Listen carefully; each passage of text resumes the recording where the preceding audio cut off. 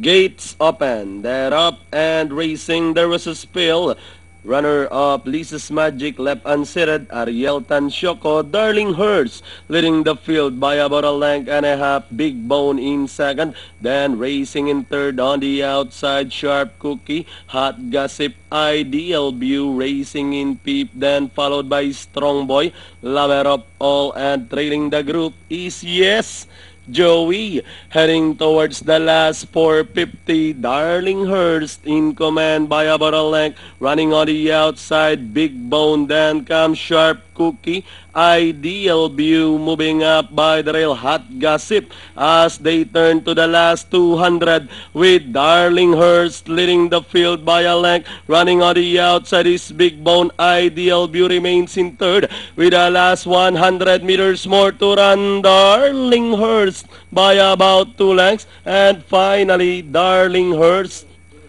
Big Bone, Ideal View, Strong Boy, Hot Gossip, Sharp Cookie, then comes Lord of